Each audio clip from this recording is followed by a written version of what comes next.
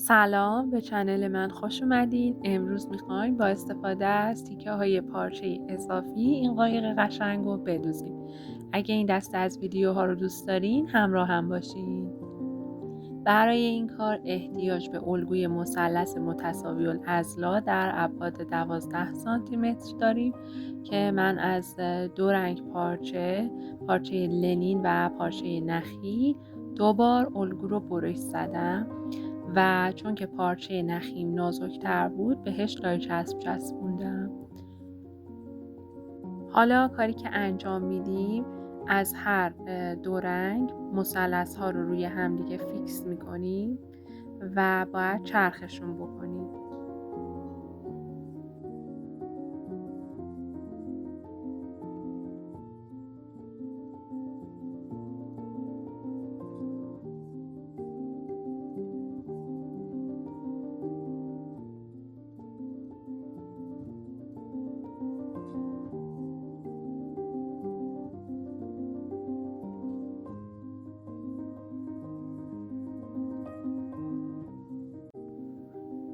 من اینجا کار رو چرخ کردم و درس ها رو باز کردم و اتو زدم.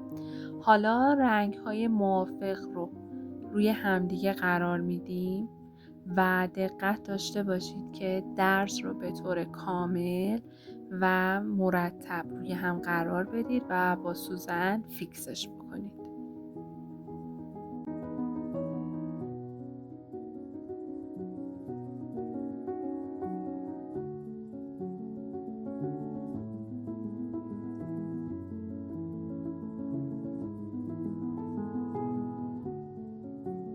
برای سمتی که میخوایم بالای قایق و داخل قایقمون باشه یک بندینک ظریف آماده کردم که من سمت صورتی رنگ رو در نظر گرفتم و بندینک رو به اندازه 1 سانتی متر یا 75 صدم به این شکلی که توی تصویر میبینید به داخل قرار میدیم و فیکسش میکنیم و دور تا دور کار رو چرخ میکنیم و یه قسمت رو باز میذاریم تا بتونیم کار رو کنیم.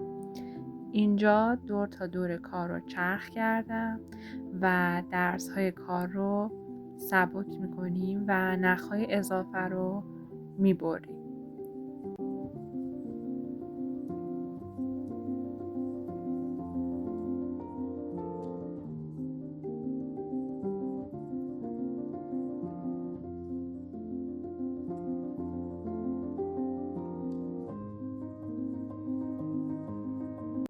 دقت کنید که قسمتی که چند سانتی مترش باز هست رو یک کوچولو کمتر برش بدید که موقع دوختن این قسمت راحت تر باشید و حالا به آرومی کار رو به رو برگردونید و سعی کنید که با دقت این کار رو انجام بدید و یک کوچولو حوصله که گوشه ها و فرم کار به خوبی برگرده و حالت دفرمه‌ای به خودش نگیره.